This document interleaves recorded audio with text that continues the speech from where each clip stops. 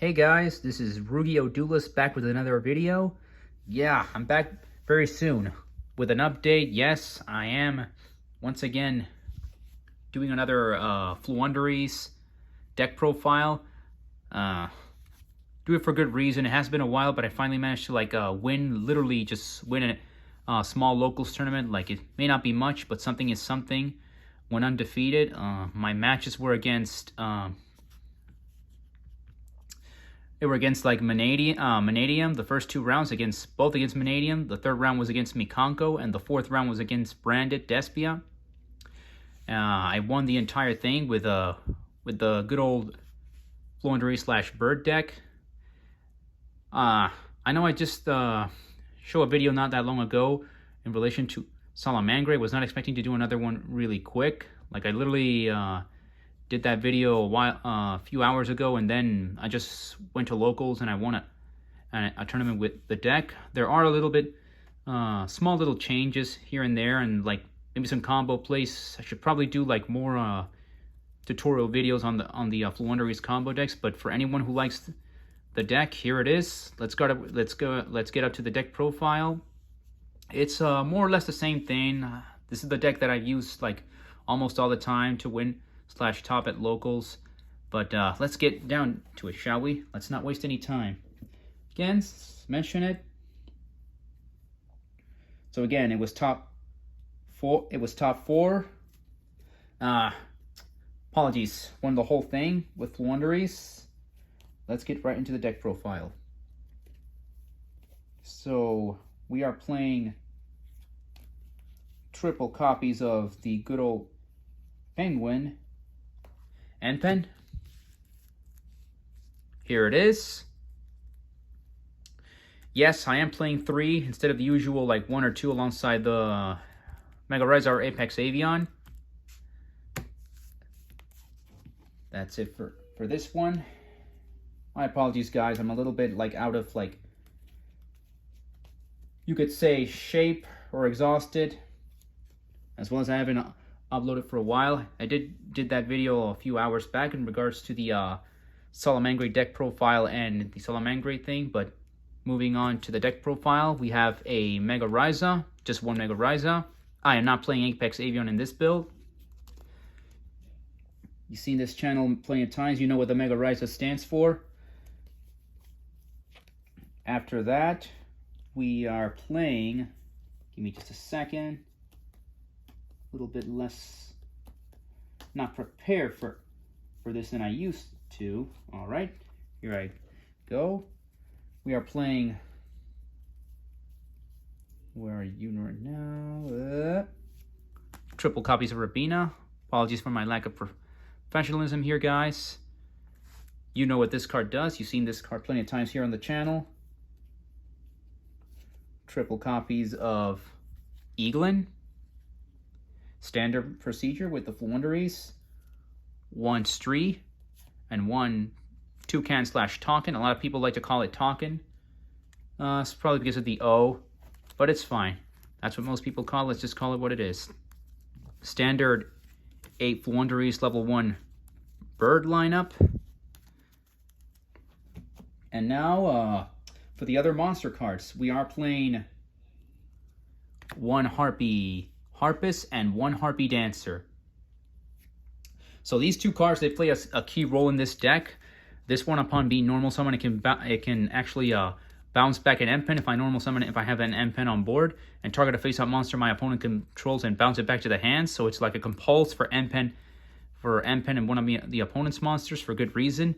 And this one, during my turn only, I can bounce either herself or another Harpy or M-Pen back to the hand, and then re-normal summon any win monster from my hand. So I can re-normal summon M-Pen or Harpy Harpist or any other win attribute monster. It also works with Mega Raiza to, you know, bounce it again and just loop its effects. As well as it can also work sometimes if I just need it to disrupt a play with Eaglin and Tonkin, since they're win monsters. Yep, that is mainly the bird lineup. These cards also play a key role in the main deck. More on that a bit later. Let's move on, shall we? And the final main 2 monsters in the deck. 2 copies of Raw Sphere Mode. There are a lot of like there are a lot of like synchro decks with Omni Negates in the game right now in this format. So main decking 2 Ross Firmo, I don't regret it. Does it break and it might like cost me a game? Perhaps, but so far this has been grandiose, because again, some effects like there are so many Omni Negates, and I could play Dark Ruler no more, but this just like outs problems, I think, better than Dark Ruler no more, and then you can just like keep swinging. More on why I main deck double sphere mode later. Let's get into the spells. Alright, so for the spells,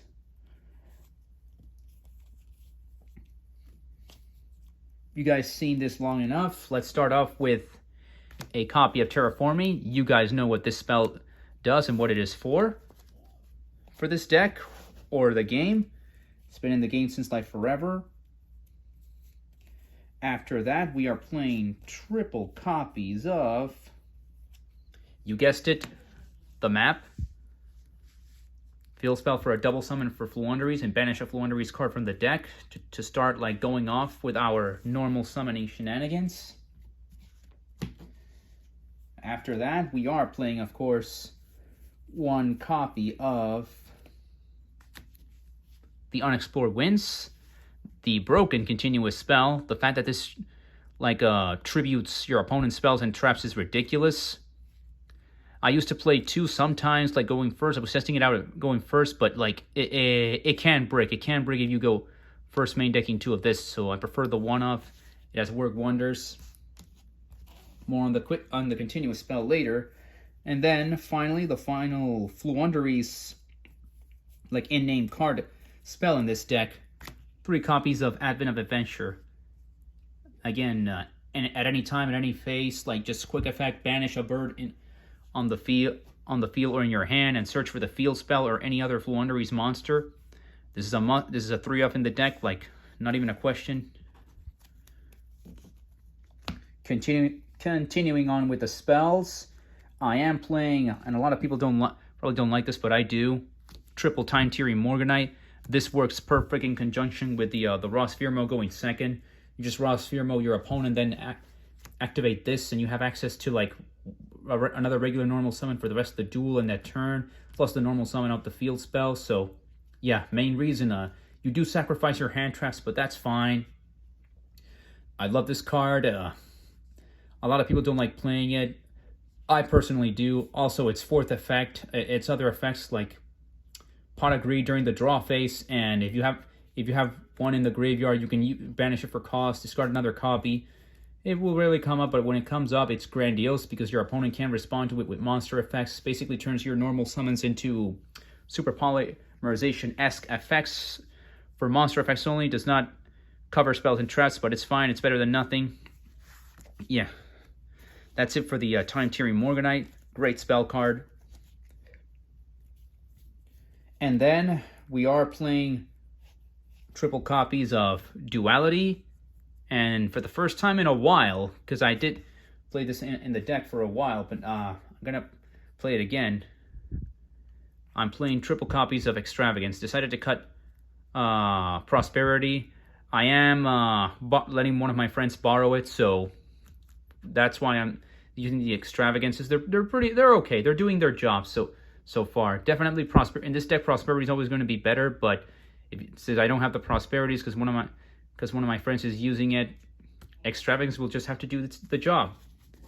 It's still okay. The deck is still pretty powerful even without Prosperity. And for the final 2 spells in the main deck, the one Called by the Grave for any of those hand traps, and 1 copy of Triple Tactics Thrust to get those normal spells and traps into our hand or set face down for follow-up. It's a 40-card deck, so there's only like 5 cards in the deck left, and those will be the trap cards. So moving on to the traps, we are playing the one Dreaming Town, the trap card, aka play on our opponent's turn, summon an End Pen or a Mega Rise Up, banish it from the graveyard, and just book of Eclipse / put all of our opponent's monsters in face down defense position. I have heard of people like main decking 2 copies of this. Personally, I think 1 is fine. Maybe I'll try playing 2 in the future. but I really like it as a one-off as of right now. Alrighty. And on to the next two traps. You guys know what this does. Harpy's Feather Storm. Also in conjunction with the Harpy cards, you can activate this from the hand. Because this card's other effect that a lot of people don't know is that you can activate it from the hand without setting it if you control a Harpy monster on the field. So that's where the Harpy cards in the deck come into play. I am main decking 2. Could main deck 1 or 3. 2 is the best ratio. I feel like when I main deck 3, I brick. And even, I would say it's a curse, like main decking 1 or even 3 bricks. But 2, I think, is the perfect ratio.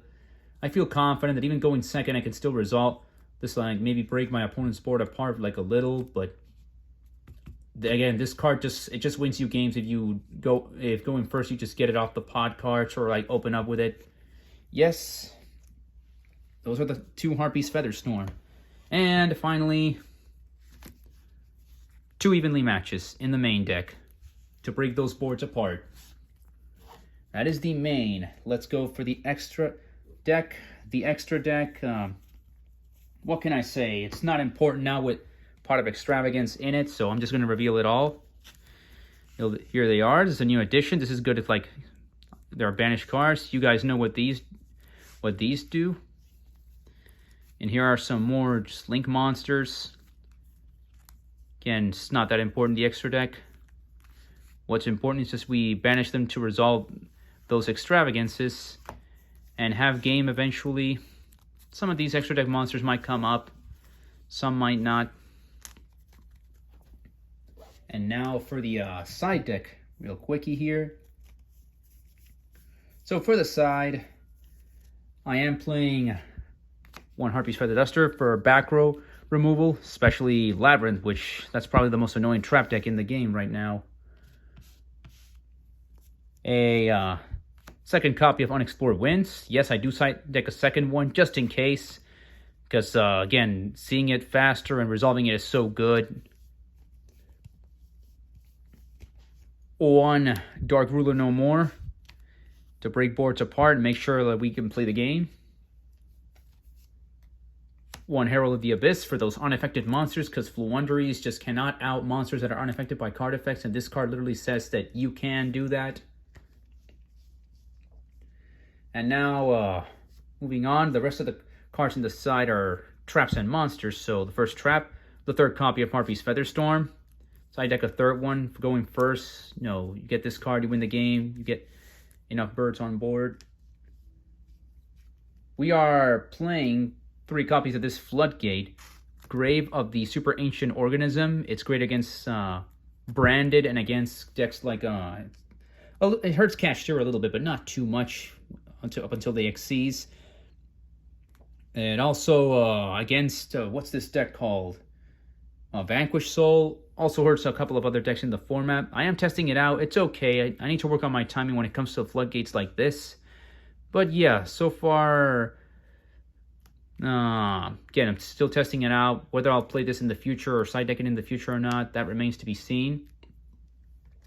For the and this little tech for every Synchro and Xyz deck out there, Grisaille Prison. So this card, it does the exact same thing as Dimensional Barrier. You guys know it's a trap card that literally says like, just activate it and like call one of the summoning mechanics and they can't play the game. So this card does the exact same thing, but it's only for Xyz and Synchros. And it only works if you control a Tribute Summon monster, which, this deck does have Tribute Summon monsters, like, And, again, it only works if you have a Tribute Summon monster, a Fusion monster, or a Ritual monster on board.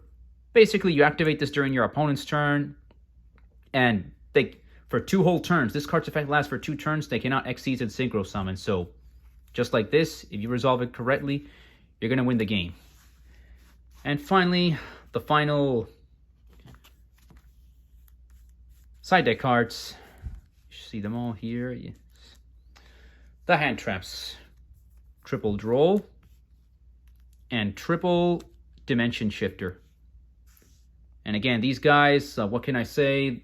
They're basically lifesavers, like for like combo decks and decks that like put a bunch of army against these 2 cards. These 2 hand traps say no, and they're really good right now in the format, so why not? And that is it. That is the latest deck profile of the Floowandereeze deck. Again, guys, I'll try to do better. Like I said in my previous video, I am going to go to minimum 2, max 3 regionals around now in the month of August. If everything goes right, I'm going to try to top with this deck so that I can get my invite for Nats next year. Once I do, I will start playtesting and playing with other decks besides this one. Again, I feel the most comfortable playing this. I really love this deck. I just can't get enough of it. It's like it's a tribute summon normal deck, so what can I say? It's still a decent rogue pick, maybe even a tier 2 picks. But yeah, that'll be all for today, guys. Hope you enjoy and learn something new with this. Hopefully inspires like other Floowandereeze players who love the deck as much to like keep playtesting and playing the deck, and maybe even topping tournaments and proving that this deck is still good and relevant. All right, that'll be all. Play if you can, guys.